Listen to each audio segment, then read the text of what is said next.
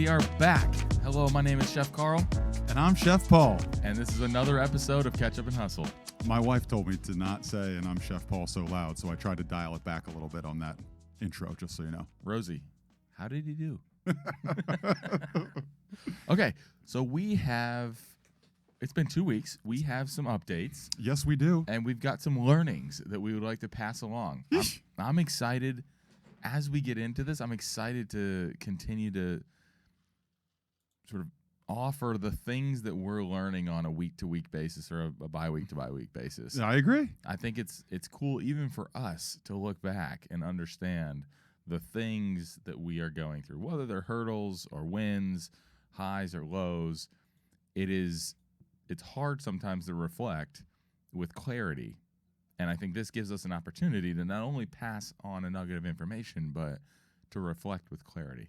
We have as much gratitude for this podcast as we hope listeners might be able to take away a little, a little glimpse of what life is like for us. Oh God, it's terrible. No, come on. No, it's not terrible. It's not terrible. Let's frame it up, Carl. Tell the people what they have missed over the past 2 weeks, so we can get them updated here. Okay, I'll give 3 bullets, and then let's just dive into them. I'm ready. So in the last 2 weeks, we've done a couple of things. All has been focused on driving our e-com and fundraising, but specifically in the last 2 weeks, we took a trip that I think we can dive into. I can't wait to share what we did. In that trip, we went to Minnesota. Back to the motherland. We're going to talk sauces, and then we're going to talk startup mentorship. Woo. So let's jump in to our last trip, which was last week. We did a 4-day bender. We left on Wednesday morning, bright and early. Which I think we were excited for. Let's frame up, as you would say, why we were excited for it. So I think as you get into the day-to-day, we've got our delineation of responsibility. Right, so I'm doing some stuff, and you're focusing on stuff, other stuff.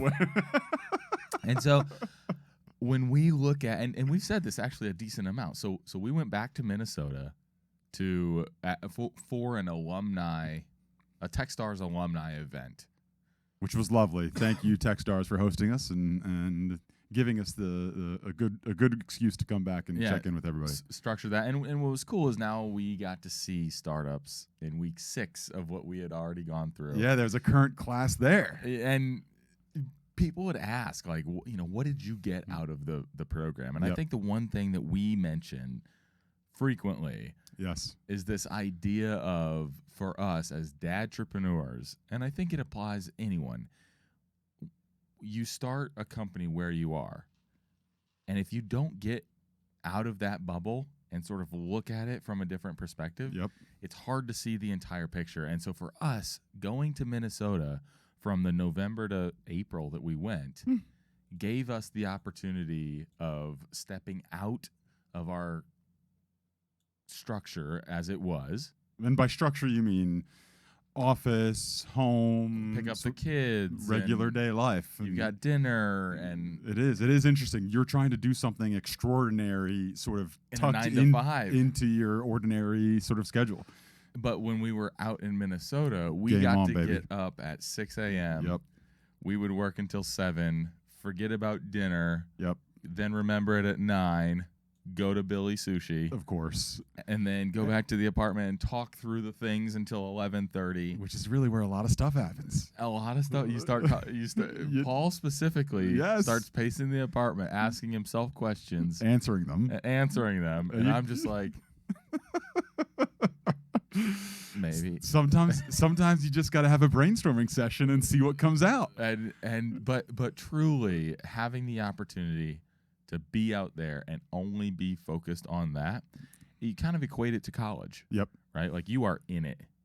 No doubt. And that's valuable. I mean, there's serious value that comes from that alone. Like truly, I mean, I think that, when we're doing this now, just for perspective, I might get off of a call at like 5:30, and I'm still thinking about it on the drive to get the kids, and I got 20 minutes there. Sure. They're in the car. Then we get the kids food, get them to bed. Maybe you jump back on the computer, but to be able to be in it the entire time, I think positioned us really well to come back and be back in the structure. I agree, and we were missing that a little bit. So we're missing that, and so remember, it was probably like 4 weeks ago. You were like, "We should do like an overnight. We should just put ourselves in a situation just where lock ourselves in the office. We lock ourselves in. We come out, get as close as we could. 100 hours later. Yeah, but we didn't have to do that because the opportunity to go back to Minnesota, engage with this Tech Stars Alumni Event happened. We got to meet with the twins. We got to see some of the people, whether it was investors or food scientists or other mentors that were in Minnesota. It was a really good chance for us to reconnect with everyone. Yeah. So takeaway there for those either watching or listening is when you're thinking about jumping in, like that moment of that jumping in part is super critical. I think we found it super valuable, and having the opportunity to go back out for 4 days, no doubt, be back in it. Sharing a room together. the highs, the lows. Oh, yeah. Paul being like, God, your feet again. Oh, there's something. First thing I said when I walked into the hotel room. No, it's helpful. So anyway, we went to Minnesota, and we're going to distill down the last 2 weeks through the experiences there. So we'll pull a little here, a little there, but focused on there. So let's hit him with the sauce update. We had a very exciting taste testing. Yeah, so one of the huge benefits of going back to Minnesota is reconnecting in person with our food scientist, Terry Peschke. Shout out to Terry. Gosh, unbelievable. She is the best. She's the absolute best. And so we were connected with Terry through one of our investors, and we have maintained that relationship, and Terry has been supporting us ever since. And now, for the bulk of it, we go back and forth on Zoom and phone calls, and she sends samples via mail. I mean, it's really old school style in a little bit. And so, but to see her in person, and she brought 4 samples of sauce for us to try. Okay, so let's start with the one we think would be closest to go to market. The closest to go to market is our yellow mustard, our classic yellow mustard, and damn it, it is so good, and we are so close, and it tastes. You can't taste the difference. No, I mean, and we heard that. It's really impressive. The look, the smell, the mouthfeel, all of those things. However, when you shake it, and I would be curious. I mean, this is where I would be curious for feedback as people are listening to this. Yeah, I know you would be curious. But however, when you shake it, water, fill our glass jar to the fill line with water, add in our mustard powder, and you shake it up. Water powder shake, and you have some small lumps in our mustard. When you shake it, think hot chocolate, right? It was Swiss Miss of the 90s. That's right. And so it's not perfect. Where our other sauces, ketchup and barbecue and fire, when you shake that up, they are perfect. There's no lumping. You are just thrilled to be having the sauce that you wanted to have. And I think the interesting part from founder's perspective is we disagreed on whether it was ready or not. Yeah, can we go to market? I know. And ultimately you have these conversations of like, what does ready mean?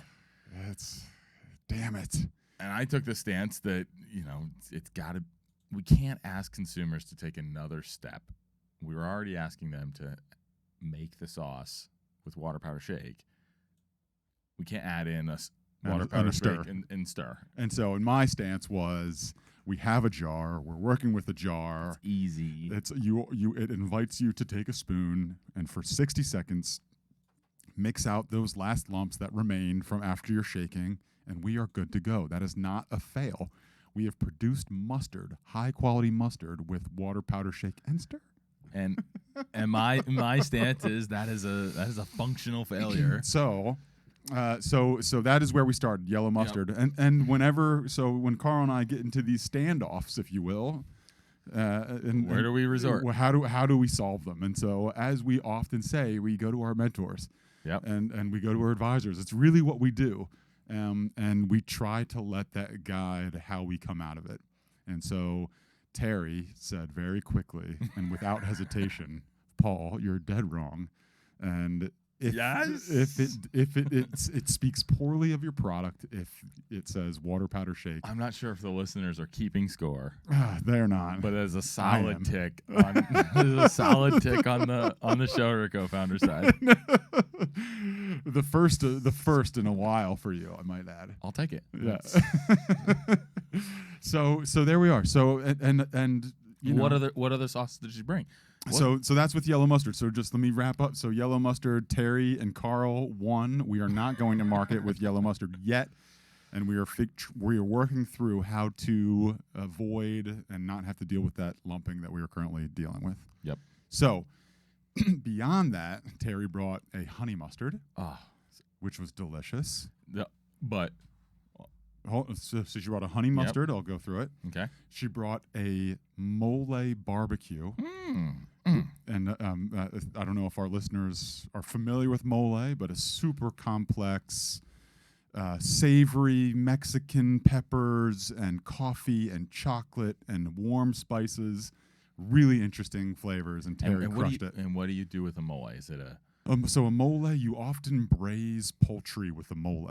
And so from a turkey to a chicken, as you want to have it in a little bit of sauce and cook it over a long period of time, and it falls apart, and it's delicious. Absolutely delicious. And the finishing side of it. On the finishing side, then you're thinking about enchiladas, and you're thinking about, putting it on top of that chicken or on top of and it's just really, really nice with that sort of style of cuisine. And as we did our taste test with the alumni that were there, I think that stood out as like, 100%. Oh wow, interesting. That is totally really good, but bold flavor, interesting and new. And I think So anyway, I'll spare the more details on the mole. But so we got to try mole, and then we also got to try a kimchi Korean barbecue, which I think got the highest nod. It really did. And I think people were walking away like, ooh, I like that. I loved it. I loved it, Carl. Now, there are some things I would go with, like the kimchi barbecue, I think is redder than I would expect if I'm hearing Korean barbecue, even with the adjustment of kimchi. Okay. And then the honey mustard, I think, gave a little bit more of a tan color. So from a visual perspective, honey mustard fell down. From I guess for you, not for me, but the kimchi Korean barbecue was a little bit too red and not enough. Now here's a question though. Soy color. When we did the taste test there in Minnesota, for all the founders that were there. We're seeing it as like, okay, here's what it would go on, and here's what it should look like. Flavor is off the charts. I mean, and the mixing of it, easy peasy, pumpkin squeezy. 100%. But do you win like with a kimchi barbecue? Do you win on the marketing side then? Are you like, oh, we can get a lot of the red hues, so where you might just be thinking a brown sauce from the audible side of it, if you see the product and it has the red kimchi look, then are you making it up saying, oh, this is fine? I think so, but I was expecting that. And I'm asking just so from a listener's perspective, you can get into the minds of how we're assessing this. Yeah, like what are the questions that we ask, and what are the things that you want to look at and understand, like where you might think, the honey mustard might fall down. Is there something that's marketable about it because it's a little bit unique? Or the kimchi barbecue, is that something that you can really talk up? And I think that we're really cool. There's like the cultural side of that sauce. Totally. And we talk about this a lot all the time, but I'm not sure our listeners have picked up to it. The idea that for some of these flavors where you're using it for a specific dish, but you're not necessarily going back to it night over night over night, you can, with Awsm Sauce, make up the perfect amount for that specific dish. Because our packets are yielding 5 ounces. Which is about a third of a bottle, of a traditional bottle. And so you're not sitting there with this massive bottle in your fridge that goes... Something that you're like, what am I going to do with it? And then it just, add it to the list of bottles that you used a third of that, sat in your fridge for a year. So something like a kimchi barbecue. It's really interesting. A mole, a peanut Thai sauce. Exactly. Exactly. The format starts to win over some of the other competitors. And so then as you build up an assortment of awesome sauces that are living in your cabinet, and you get to sort of pick out what you want on any given night. Yeah. And so I get really excited about that as our product line continues to expand and we have more international flavors mixed into it. So it's not just replacing necessarily the mass movers of the ketchup and barbecue and hot sauce, but it's thinking about some of that waste that's created when you go with something unique, and then it sits in your fridge, and we can handle that too. That's a good point. As you think about our mission of eliminating single-use plastic, it is not just the Steady Eddies. That's right. It's all of the sauces, and then when you think about going to market, we're not doing the R&D right now to figure out what's coming to market next month.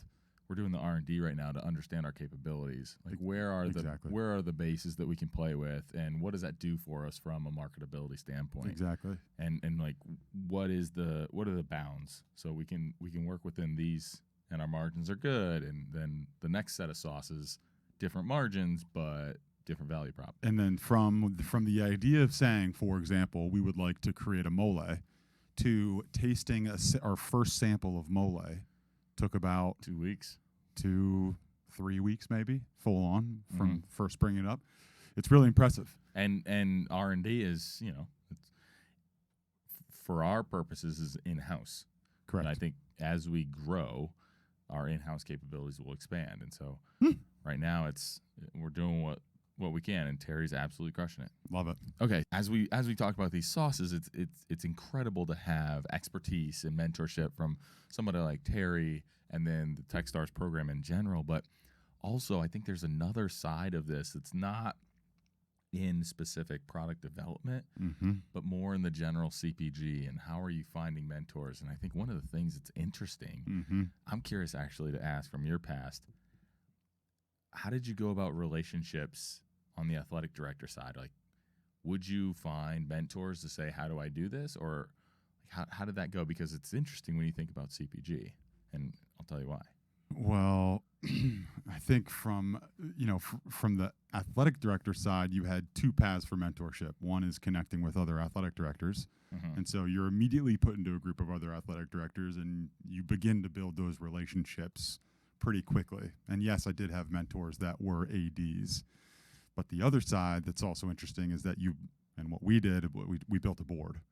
And so we didn't just keep our mentorship within the traditional AD, athletic administration standpoint. We said, how can we engage business-minded, highly invested individuals, parents, alum, into supporting our vision and what we wanted to do? Coaches. Exactly. So there we are. And so we've translated that to Awsm Sauce with our advisory board. Yep. And so we are always seeking out in the CPG space, who can we tap that's either been down this sustainability road, been down this this sort of flavor road, have been down this distribution road, packaging road, go to market, you name it. Well, let's talk about an interesting happenstance and shout out to Marty for making this happen, from League OS.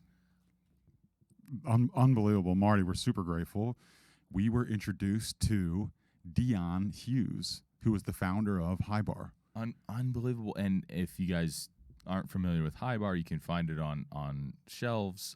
REI was, I think, their first retail. Is that right? Urban was their first retail. They went from Urban to REI, and then they got into Whole Foods. And so their product is a solid shampoo bar. So they are eliminating the plastic waste. Dion saw a problem, sat on that problem for a little bit. Incredible story. Yep. Sat on that problem for a little bit, came at it from the branding side. Yep. He's a former advertising creative genius. And when there was an opportunity, jumped on the opportunity of making a bar that promotes beauty without the plastic waste. Totally. And it's like this perfect parallel to what we are doing. Yes. And he's 3 years ahead. I mean, this is the beauty of, in my opinion, of creating relationships and mentorships like this, is because this is a guy who created a product that was traditionally distributed in single-use plastic and was a heavy water-based solution. And he rethought how to deliver it, how to package it, how to advertise and market it. And he started in 2018. And so he's 3 years ahead of us, and he has come across, however you say that, all of the problems that we are he's seeing hit all the hurdles in real time, and he's able to guide us. It's really cool. And the fascinating thing is, and the sort of a shout out to the CPG world, the fascinating thing is this: he is still in it. He is going. He's going. We sat down out of one intro, and we're like, Dion, this is so incredible. Yep. We would love for you to be an advisor. And immediately he's like, yeah, that'd be great. How cool is that? And like, how cool is that? There's no hesitation, and he gets it. He sees it. I mean, I think we ask questions differently, where you're a little more ginger about, the theory of it. And I'm more like, I was like jumping right in. One, I apologize. I jumped in the meeting late. Rude. But I brought you food.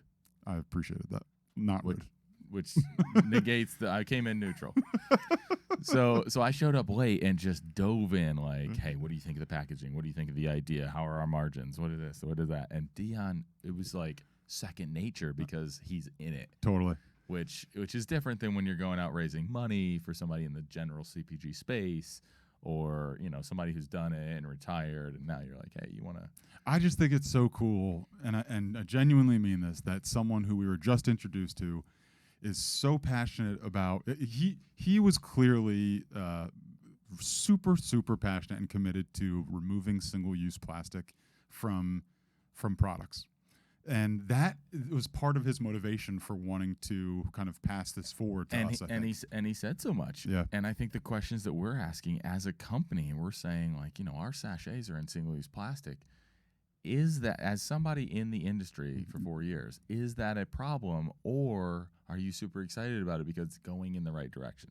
And fast response was, this is wonderful. It was very affirming in my opinion. And it was so affirming in multiple ways. He's like, look, you guys are building a brand that's fun. And he even suggested we could get after what was the quote? We're so close to zero waste it hurts. Or something. He's like, totally. You have built. He's like, with High Bar they went sort of higher end aesthetic, and he's like, you have built a brand that's fun and can be cheeky in a way. Yeah. And you don't have to worry about that greenwashing because you can sort of double down on it by being like, we want to be zero waste. We're moving there. Yeah, we're on our way. Yeah. But we're not there yet. No, it's really hard. Yeah, and so I think that's really cool. Also, in the last 2 weeks, I messaged Nate Rosen in New York, and becoming a friend of mine, and Andrea from CPG Directory. Yep. And with it, are you kicking the wires? I'm trying to get it right. I'm losing ears here. Me too. I'm back. I'm back. Okay. So I reached, in this same vein, I reached out to Andrea and Nate Rosen and was like, hey, I'm coming up to New York. Could we get a dinner together in the next 3 days of founders so we can just sit there and talk amongst each other? Yep. And it's pretty incredible how willing this space is to ask questions, meet with somebody, throw around advice. Like I do it as well, and I think it actually helps me with our business, like, because if I'm able to think through somebody else's problems, I can be like, oh yeah, this is a stupid question, like, easy, boom, here's the answer. Yeah. Where in our own business we might be fumbling over and like, oh, are we sure? It's hard being in it. And so I think just a shout out to all of mentors out there, or the startup founders who are willing and able to seek that out. It's really cool. And let me bring it all the way back to Tech Stars, right? Because Tech Stars, which is kind of how we started this pod of updating you on our past 2 weeks and our trip out to Minnesota, Tech Stars is a founder-based acceleration program. Yeah. And so it's kind of interesting from our inception as a company. We have, in a lot of ways, been trained to seek out mentorship, listen to mentorship. The forwardable, as Tech Stars might say. It's all about how many forwardables can you get down. Oh, yeah, no, I'll introduce you. Send me a forwardable. 100%. What is a forwardable? A forwardable is an email that you pre-crafted, on sending along to someone who is going to introduce you. So they don't have to. The person that's going to make the introduction doesn't have to go to the trouble. Take all the work off of them. Exactly. Yeah. And I'll say one more thing, Carl. Yes. Which is of interest and related. As we continue to get our Amazon operation up and running, we've moved forward with a company whose founder is a Tech Stars founder. Oh, that's right. And there was a pretty cool relationship as we found that out, and as we were signing on with them. Yeah. So then they're getting our products the photos and sort of getting them into the putting the listing up on Amazon, creating our brand page, kind of all the work that goes into that. And so that was another sort of cool Tech Stars. An exited one, right? She was a founder who has exited since outstanding since I think she was a 2014. So she knows what she's doing. She knows what she's doing. Okay, good. Well, thank you guys for tuning in to another episode of Ketchup and Hustle. We have returned from Minnesota. We're back in the office. We're back in the saddle. Let's go. So hit the link. You guys can find the awsm.co. Follow us on Instagram, Facebook, Twitter. If you guys so choose, please try Awsm Pod, AWSMPOD, as a discount code, 15% off on the website. We'd love to get some sauce in your hands. With that, peace.